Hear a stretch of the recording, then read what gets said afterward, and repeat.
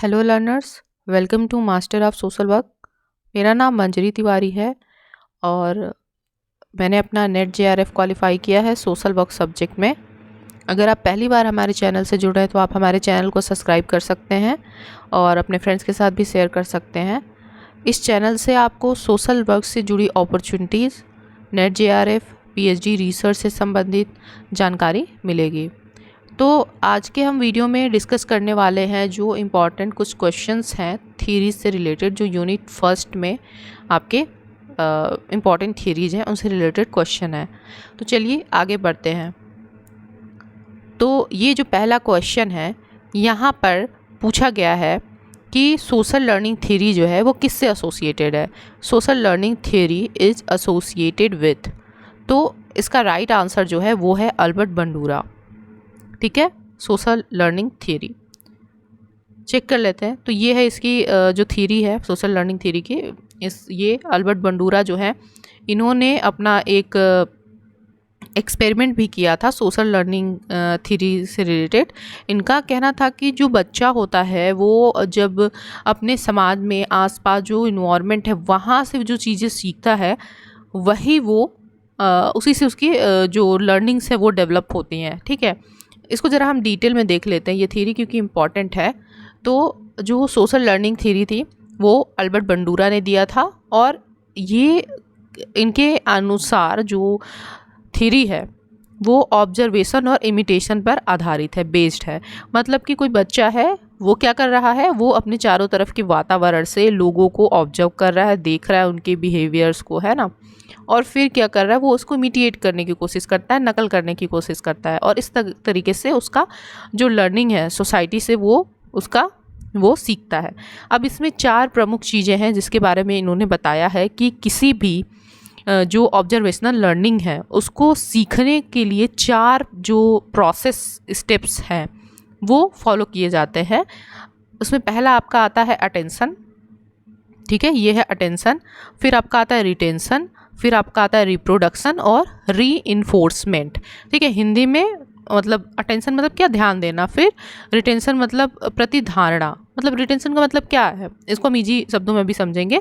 ठीक है, रिप्रोडक्शन मतलब दोबारा से उस चीज़ को, उस बिहेवियर को रिप्रोड्यूस करना, है ना। यहाँ पे ये इसका मतलब होगा, यहाँ हिंदी ट्रांसलेटेड है तो वो नहीं है, आप उसको समझ सकते हैं इस तरीके से। फिर होता है आपका रीइंफोर्समेंट, मतलब कि उस चीज़ को करने के लिए, उस बिहेवियर को दोहराने के लिए जो कोई कारण होता है ना, वो इसमें शामिल होता है। ठीक है, तो इसको हम थोड़ा डिटेल में समझ लेते हैं।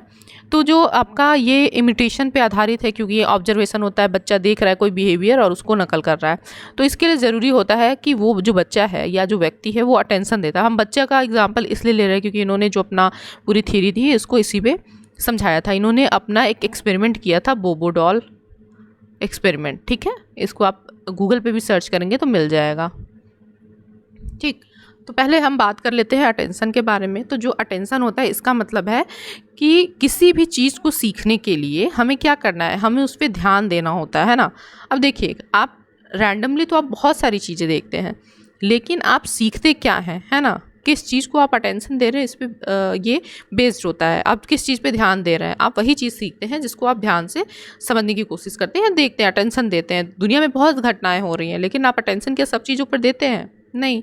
तो आपके आसपास की जो घटनाएं हैं जो आपको लगती है आपसे रिलेवेंट है, आप उस पर अटेंशन दे रहे हैं। ठीक है, तो यहाँ पे अटेंशन होता है, जो बच्चा होगा वो अटेंशन देगा। ठीक है, फिर वो सेम चीज़ को, जो सेम बिहेवियर है उसको दोहराने के लिए, अब उसने अटेंशन दिया, उस चीज़ को देखा, अब वो रिटेंशन में क्या करता है, उस चीज़ को रीमेंबर करने की कोशिश करता है ना, रीमेमोराइज करने की कोशिश करता है, दोबारा से याद करने की कोशिश करता है। क्योंकि कोई भी एक्टिविटी है आप उसको करने जाएंगे तो आपको याद तो करना पड़ेगा। अगर मान लीजिए आपको साइकिल चलाना सीखना है तो वहाँ पे ये ज़रूरी है ना कि आप अटेंशन देंगे कि पहले पैडल कौन सा मारना है, या फिर कैसे साइकिल को ब्रेक कैसे लगेगी, किस तरीके से सारी चीज़ें होंगी, वो प्रोसेस आप अटेंशन दोगे तभी तो सीखोगे। और जब आप खुद से ट्राई करने जाते हो तो आप उस चीज़ों को मेमोराइज़ करते हो। अच्छा ठीक है, हम एक पैडल पे मारेंगे पैर, दूसरे से फिर मारेंगे, तो ऐसे क्या होगा, साइकिल जो है वो उसका पहिया आगे बढ़ेगा और आप साइकिल आगे की तरफ ले जाएंगे, और ब्रेक वगैरह जो भी चीज़ है तो आप मेमोराइज़ करते हैं, री अटेंशन करते हैं, उसको दोबारा से याद करके कोशिश करते हैं। ठीक है, उसके बाद रिप्रोडक्शन, मतलब कि वो चीज़ जो आपने सीखी है बिहेवियर, अब आप उसको सेम टू सेम आप कोशिश करते हो रिप्रोड्यूस करने का, है ना। उसको आप अपने तरीके से कोशिश कर रहे हो कि आप वो परफॉर्म करें, है ना। जो भी ज़रूरी चीज़ें आपने सीखी वहाँ से, तो आप वहाँ पे जो भी स्किल्स हैं, आपकी एबिलिटी है, वो वहाँ पे आप कर रहे हो वहाँ पे, ठीक। फिर रीइंफोर्समेंट मतलब ये हो जाता है कि जब कोई बिहेवियर है जिसको करने पे आपको लोग शाबाशी दे रहे हो, है ना। अब मान लीजिए आप कोई बिहेवियर कर रहे हो और उसकी वजह से लोग आपको आपकी बुराई कर रहे हैं, तो क्या आप वो चीज़ दोबारा करोगे, या आपको पनिश किया जाएगा तो वो दोबारा करोगे? नहीं करोगे। बच्चे भी ऐसे ही होते हैं। तो जो चीज़ आपको लोग तारीफ़ कर रहे हैं या आपको उसके लिए रिवॉर्ड दिया जा रहा है, आप उसको दोबारा करते हो, तो ये आपका रीइंफोर्समेंट होता है, ठीक है। तो ये इन्होंने दिया था। इसको याद करने के लिए निमोनिक्स जो होगा वो आप बना सकते हो AR3, ठीक है। AR3 यहाँ पे आपका अटेंशन, फिर ए से अटेंशन, पहले आर से होगा रिटेंशन, फिर रिप्रोडक्शन, फिर रीइंफोर्समेंट। तो AR3 का कॉन्सेप्ट आप मतलब आप रख सकते हो याद करने के लिए निमोनिक्स, ठीक है। फिर आपका आता है बोबो डॉल एक्सपेरिमेंट जो इन्होंने किया था। तो इन्होंने क्या किया था, एक कमरे में एक बच्चे के साथ, छोटा बच्चा था, उसके साथ एक बोबो डॉल रख दी थी। अब एक टेलीविज़न था, उस पर एक वीडियो चल रहा था जिसमें ये दिखाया जा रहा था कि जो वीडियो में जो व्यक्ति है वो उस डॉल को अब्यूज़ कर रहा है, मार रहा है ना, उसके पिटाई कर रहा है। तो वो चीज़ क्या, जो बच्चा जो देखता है वो सेम बिहेवियर वो उस रूम में पड़े हुए बोब डॉल के साथ सेम बिहेवियर करता है, ठीक है। और वहीं पे दूसरे बच्चे के साथ सेम चीज़ की जाती है। वहाँ पे दिखाया जाता है वीडियो में कि बच्चा जो व्यक्ति है वो बोब डॉल के साथ अच्छा बिहेव कर रहा है, उसको प्यार से उसके साथ है। तो जो बच्चा होता है रूम में वो भी सेम चीज़ करता है। तो इससे ये चीज़ इन्होंने बताई कि देखिए जो भी चीज़ें होती हैं, जो बच्चा होता है, जो भी चीज़ें व्यक्ति है वो अपनी समाज से ही सीखता है। समाज में वो चीज़ों को ऑब्जर्व करता है, जो चीज़ उनको लगती है कि लोगों द्वारा प्रोत्साहित की जा रही हैं, उसके लिए रिवॉर्ड दिया जा रहा है, वो व्यक्ति उस चीज़ को करने के लिए रीइंफोर्स होता है। और जो चीज़ें बुरी मानी जा रही हैं या लोगों के द्वारा उससे स्वीकार नहीं किया जा रहा है, तो वो व्यक्ति वो चीज़ों को नहीं करता है। तो यहाँ पे इन्होंने ऑब्जर्वेशन और इमिटेशन के थ्रू ये 4 प्रोसेस बताए थे, ठीक है। तो ये बोबो डॉल हमने बता दिया सोशल लर्निंग थ्योरी है, ठीक है। इसे इमिटेशन थ्योरी भी कहते हैं, तो इसको आप याद रखिएगा, ठीक है। फिर हम चलते हैं अपने नेक्स्ट क्वेश्चन पे। ये दूसरा क्वेश्चन है। यहाँ पे पूछा गया कि psychosocial theory was propagated bye, किसके द्वारा ये प्रोपोगेट किया गया था। तो इसमें जो एरिक्सन है उन्होंने साइकोसोशल थियरी दी थी, जिसमें इन्होंने लगभग 8 स्टेजेस के बारे में चर्चा की थी, जिसमें इन्होंने बताया था कि कुछ क्राइसिस होते हैं, जैसे ये trust versus mistrust, autonomy versus same and doubt, और इस पे आपका एज होता है कुछ बर्थ से लेके 1 साल तक का। तो ये एज इन्होंने डिवाइड किया था कि एज के साथ कैसे डेवलपमेंट होता है व्यक्ति के, जो मनोसामाजिक विकास है वो किस तरीके से होता है बचपन से लेके उनके वृद्धावस्था तक, ठीक है। इसमें कुछ वर्च्यू भी होती है कि अगर जो, जैसे कि अगर एक एग्जांपल ले, एक छोटा बच्चा है जो 0 से 1 साल का आप ले रहे हो, मतलब 6 महीने का बच्चा है, उसके कोई केयर गिवर है, अगर वो टाइम पे उसकी नीड को समझ जाते हैं, अगर उसे भूख लगती है तो उसे फूड प्रोवाइड करते हैं, है ना। जब उसे कोई समस्या होती है तो वो समझते हैं। तो ऐसे में बच्चे के अंदर जो वर्च्यू होता है, उसके अंदर एक चीज़ जो डेवलप होती है वो होती है होप, है ना, आशा। और अगर ऐसा नहीं होता है तो वो एक कन्फ्लिक्ट में होता है कि क्या मुझे इन लोगों पे बिलीव करना चाहिए, ट्रस्ट करना चाहिए। मतलब ये इनका एक मानना था कि डेवलपमेंट जो होता है, साइको सोशल डेवलपमेंट इसी प्रकार से होता है, ठीक है। तो ये अगर डिटेल में आपको पढ़ना है तो आप हमारे जो यूनिट फर्स्ट के जो वीडियोज़ हैं आप जाएंगे वहाँ पे आपको ये मिल जाएगा, ठीक है। इसके अलावा और भी जो थीरीज पढ़ाई गई है वहाँ भी आपको ये देखने को मिल जाएगा। तो चलिए आंसर इसका चेक कर लेते हैं। तो एरिक्सन यहाँ पे राइट आंसर है, ठीक है। फिर हमारा थर्ड क्वेश्चन है। यहाँ पे हमें मैच लिस्ट करानी है। यहाँ पे कुछ प्रोपोनेंट दिए गए हैं और उनकी थीरीज दी गई हैं, ठीक है। तो सबसे फेमस जो है हमारा सिगमंड फ्रॉयड ने दी थी साइको एनालिटिकल थ्योरी, ठीक है। यहाँ पे इन्होंने बताया था ईगो सुपर ईगो के बारे में, ठीक है। इससे रिलेटेड कॉन्शियस, अनकॉन्शियस और सबकॉन्शियस माइंड के बारे में। फिर आते हैं एरिक्सन। एरिक्सन ने जो दिया था वो आपका दिया था साइको सोशल थ्योरी। देखिए ऐसे क्वेश्चन आएंगे आपको, मतलब घुमा फिरा के चीज़ें आएंगी, तो इससे अच्छा है कि आप इसको अच्छे से पढ़ के जाए, थ्योरी छोड़िएगा मत, ठीक है। फिर आपके आते हैं हैमिल्टन, ठीक है। हैमिल्टन का क्या होगा, आपका जो लर्निंग थ्योरी है, ठीक है।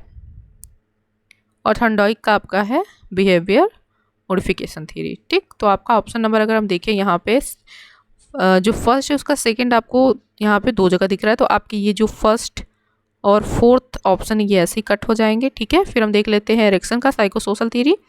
सेकंड का फर्स्ट कहाँ पे आपको दिख रहा है, वो दिख रहा है आपको ऑप्शन नंबर सी में, तो ये आपका होगा राइट आंसर, ठीक है।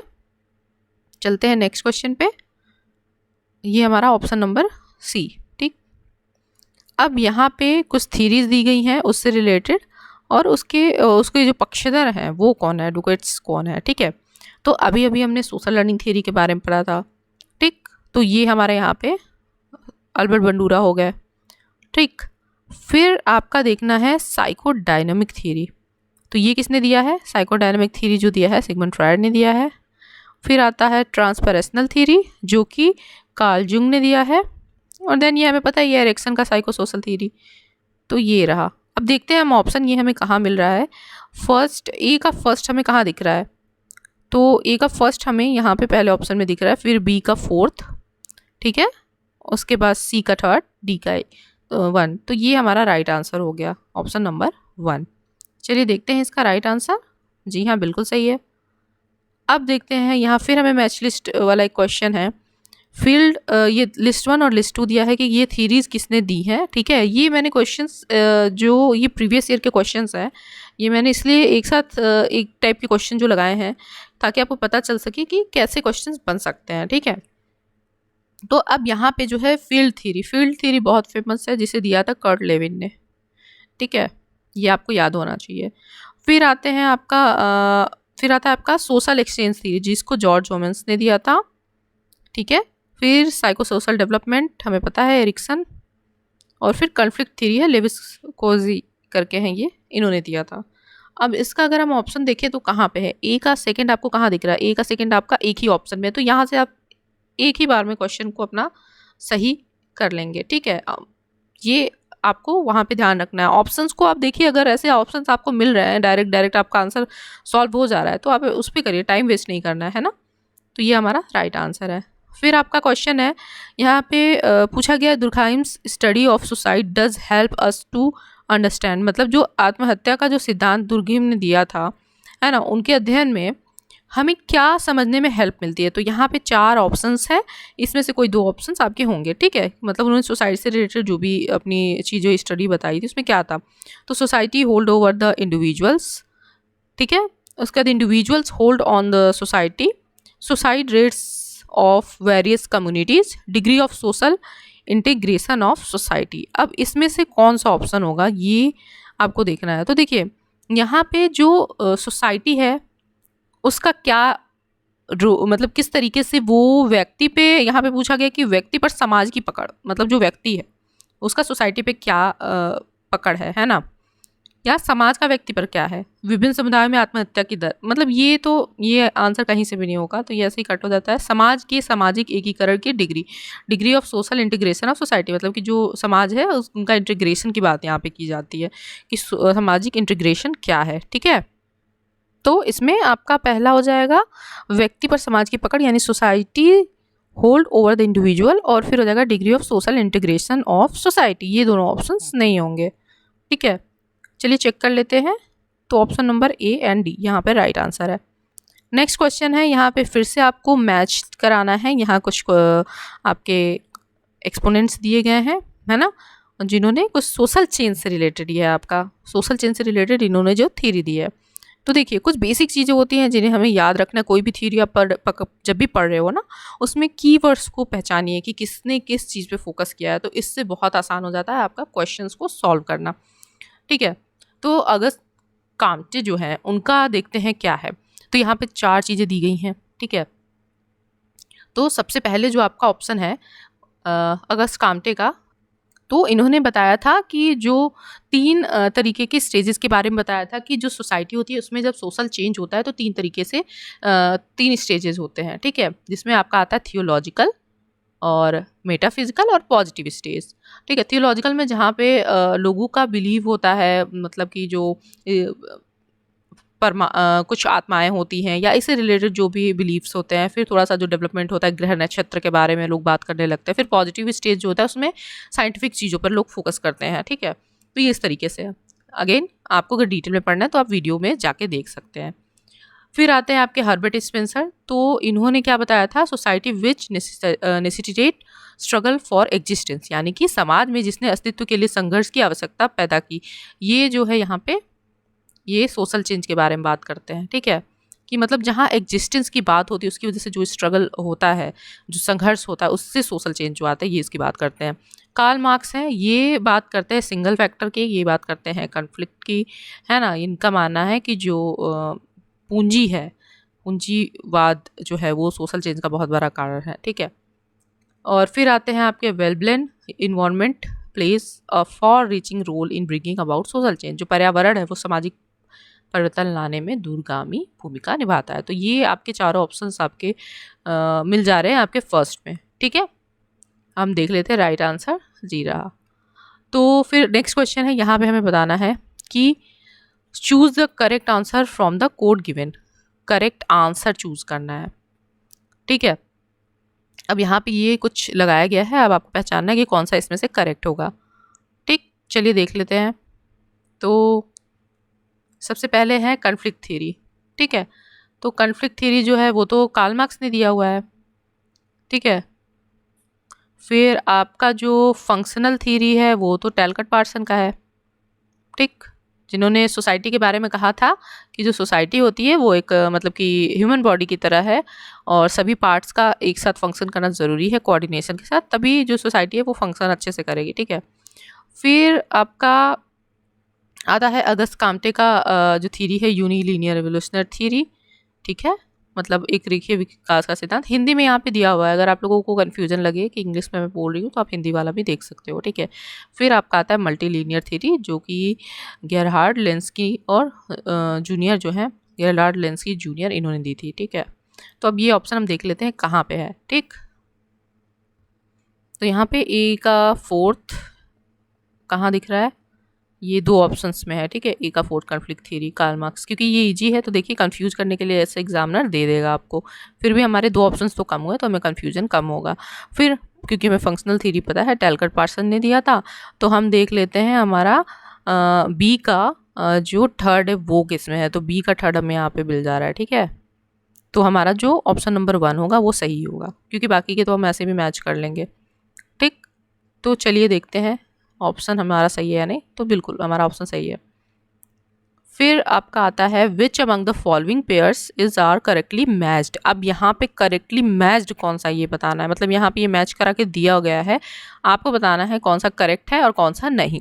तो देखिए, एक थ्योरी आपने अभी जस्ट पढ़ी है कुछ देर पहले ही, बंडूरा की सोशल लर्निंग थ्योरी, तो ये आपको करेक्ट दिख जा रहा है, मतलब जो डी का फोर्थ है वो ऑप्शन आपका सही है, यानी कि ऑप्शन नंबर डी तो सही है। तो देखिए डी किस में है, इसमें से ये आपके दो ऑप्शन यहाँ कट गए, ठीक है, यहाँ पे डी लिखा हुआ है, ठीक। अब हम देख लेते हैं कॉग्निटिव डेवलपमेंट थ्योरी किसकी है, तो ये तो पियाजे ने दिया था, है ना, और एरिक्सन ने साइकोसोशल दिया था, तो ये तो आपका अनमैच्ड हो गया। तो ये दोनों ऑप्शन तो ऐसे ही चले जा रहे हैं। अब बच रहा है आपका ऑप्शन नंबर, अगर आपको ये नहीं भी पता होगा ना, आप ये क्वेश्चन सॉल्व कर लोगे, ठीक है, नहीं भी पता होगा तो, क्योंकि ये दोनों तो आपको पता है ना, पियाजे ने कॉग्निटिव डेवलपमेंट थ्योरी दी थी, एरिक्सन ने साइकोसोशल डेवलपमेंट थ्योरी दी थी, तो आप ऐसे भी कर सकते हो। तो ये आपको option number A and D only ये हो गया। अब चलिए हम आंसर चेक करते हैं। तो ए एंड डी ओनली सही है, ठीक है। जो जीन पियाजे थे, जीन पियाजे, ठीक है, ये इन्होंने जो डेवलपमेंट के स्टेज बताए थे, कॉग्निटिव डेवलपमेंट के स्टेज, मतलब इसको हम हिंदी में बोलेंगे संज्ञानात्मक विकास का सिद्धांत, ठीक है। तो इन्होंने 4 स्टेजेस बताए थे आपके, 1 2 3 4, ठीक है। तो इसमें इन्होंने डिस्क्राइब किया था जो बच्चा होता है उसका जो डेवलपमेंट होता है, जो कॉग्निशन संज्ञानात्मक जो विकास होता है वो इन 4 स्टेजेस में होता है। डिटेल देखना है तो आप वीडियो में जाके देख सकते हैं, ठीक है। फिर चलते हैं नेक्स्ट क्वेश्चन पे। यहाँ पे पूछा गया which one of the following pairs is correctly matched. फिर सेम क्वेश्चन है बट यहाँ पे ऑप्शंस अलग दिए गए हैं। करेक्टली मैच्ड कौन से हैं, ठीक है। तो स्कीनर का ऑपरेंट लर्निंग थ्योरी, ये ऑपरेंट कंडीशनिंग या लर्निंग थ्योरी आप कह सकते हैं, तो ये आपका राइट है, ठीक है। अब क्योंकि यहाँ पे हमारे पास मल्टीपल ऑप्शंस नहीं है तो मतलब हमें कोई एक ही चूज करना होगा, ठीक है, जो कि हमें साफ साफ दिख रहा है कि स्कीनर का ऑपरेंट लर्निंग थ्योरी है, ठीक है। चलते हैं नेक्स्ट क्वेश्चन पे, ये हमारा राइट ऑप्शन है।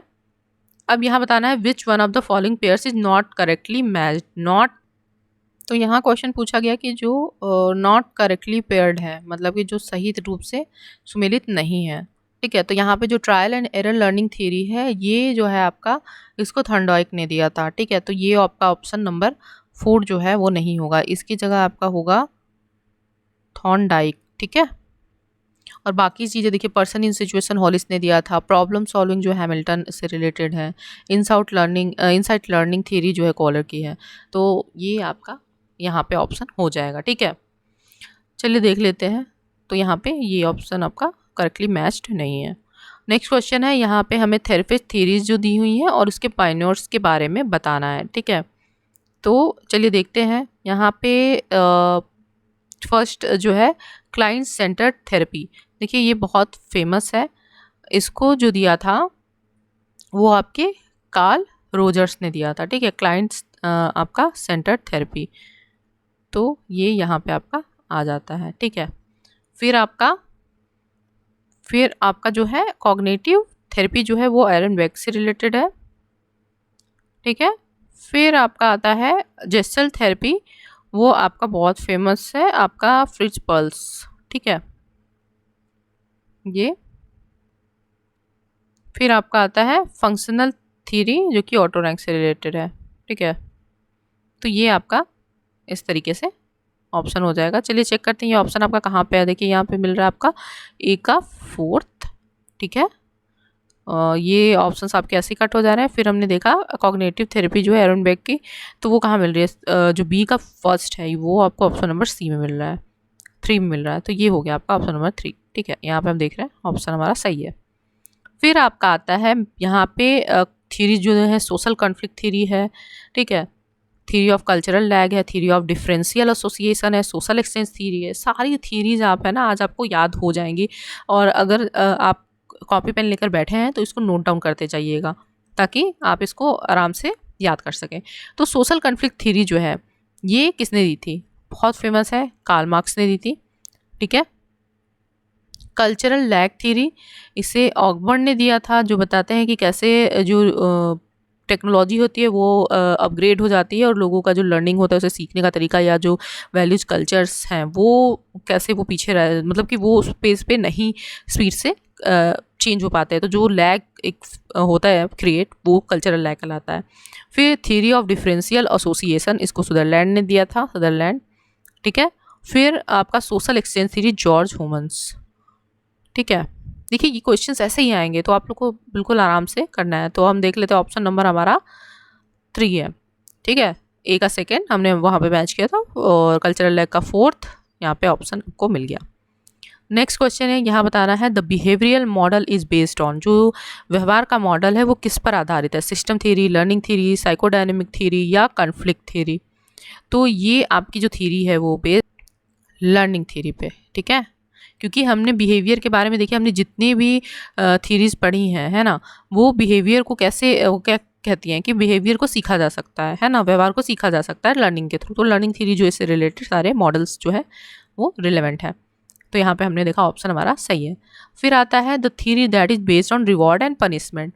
देखिए रिवॉर्ड और पनिशमेंट से रिलेटेड कौन सा आपका आ जाएगा, जहाँ पे रिवॉर्ड की बात की जाती है, पनिशमेंट की बात की जाती है।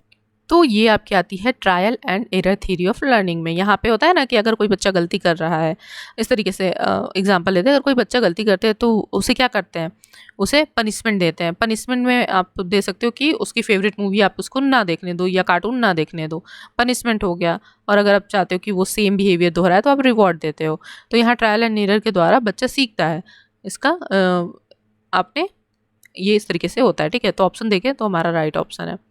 फिर आता है the functional theory of social stratification is attributed to, सामाजिक स्तरीकरण के कार्यात्मक सिद्धांत को जिम्मेदार ठहराया जाता है। मतलब कि कौन है जिसने दिया था आपका functional theory of social stratification.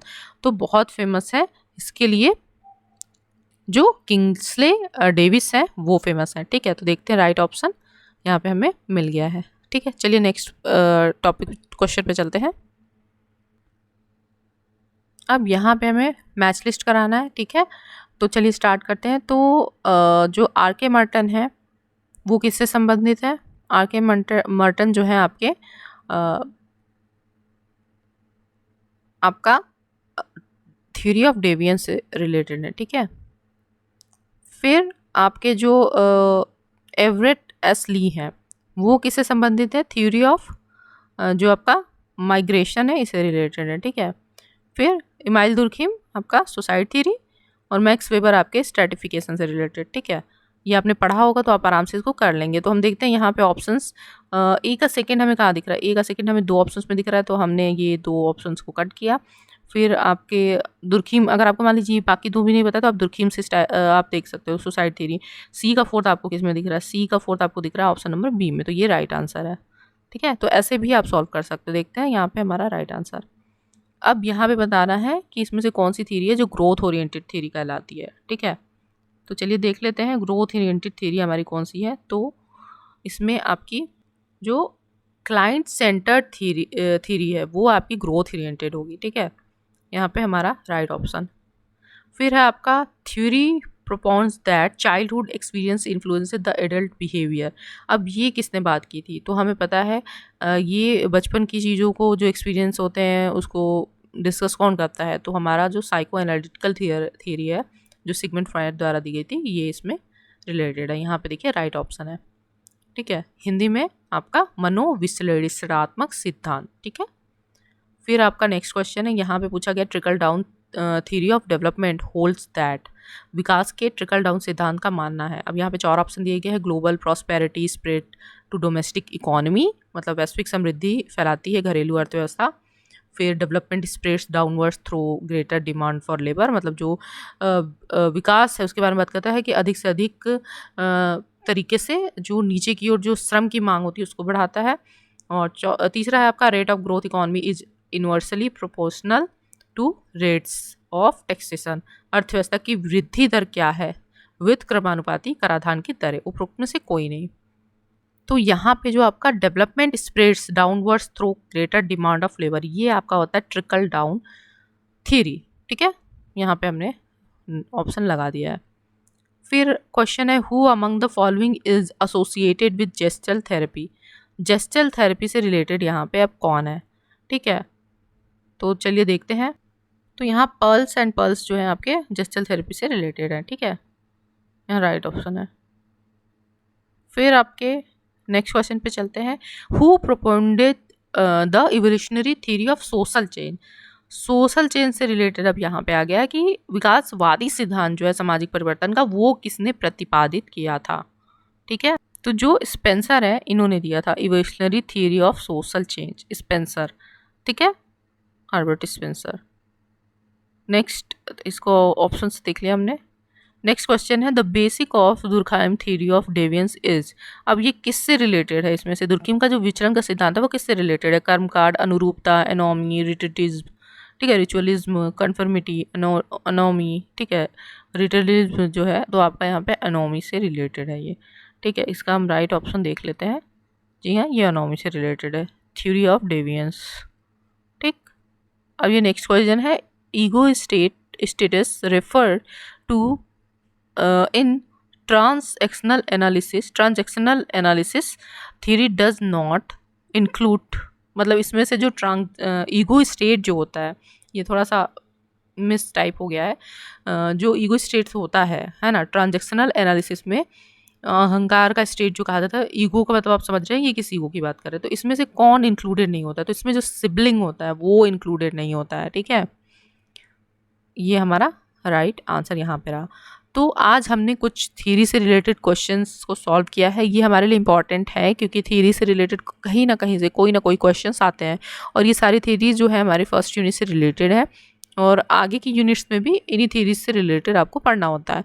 तो ये क्वेश्चंस आप खुद से सॉल्व करने की कोशिश करिएगा और जो चीज़ें आप भूल रहे हो ना आप बना सकते हो। जैसे आप ये कर सकते हो कि आप थ्योरी लिख सकते हो, एक नोट्स बनाने का मतलब एक शॉर्ट की नोट्स बना सकते हो। थ्योरी आप यहाँ पे लिख दीजिए कौन सी थ्योरी है, उसके प्रोपोनेंट या फाउंडर का नाम लिख दीजिए, ठीक है। और वो जो थ्योरी है उसके अदर नाम और क्या है वो यहाँ पे आप लिख सकते हैं, और कौन सी चीज़ें वहाँ पे फोकस की जाती हैं। जैसे ट्रायल एंड एरर वाला, पनिशमेंट, ये रिवॉर्ड एंड पनिशमेंट, ये किससे रिलेटेड है ना, बिहेवियरल से रिलेटेड थ्योरी कौन सी है, लर्निंग से रिलेटेड थ्योरी कौन सी, ये सब चीज़ें आप लिख लोगे तो आपको याद हो जाएगा, ठीक है। और आपके पास एक अपना नोट भी तैयार हो जाएगा। तो इस तरीके से आप कर सकते हो, और इसको आप यूज़ कर सकते हो जब आप एग्ज़ाम के लिए मतलब रैपिड रिवीजन करना हो आपको तब, ठीक है। तो आगे हम ऐसे और वीडियो लाते रहेंगे। आपको अगर हमारा ये वीडियो अच्छा लगा तो अपने फ्रेंड्स के साथ भी शेयर कीजिए, क्योंकि जितना ज़्यादा से ज़्यादा आप शेयर करेंगे उतना ज़्यादा से ज़्यादा लोगों को इसका प्रॉफिट मिलेगा या लाभ मिलेगा, हेल्पफुल होगा बाकी लोगों के लिए, क्योंकि सोशल वर्क से रिलेटेड बहुत रेयर चीज़ें हैं जो लोगों तक पहुंच नहीं पाती हैं। सोशल वर्क से रिलेटेड जो नेट जेआरएफ से संबंधित जानकारी है, तो दूसरों की भी हेल्प कीजिए, सोशल वर्क कीजिए और शेयर करिए सबके साथ। एंड आपको हमारा वीडियो कैसा लगा ज़रूर बताइएगा, एंड चैनल को सब्सक्राइब नहीं किया तो कर लीजिए। And thank you for watching.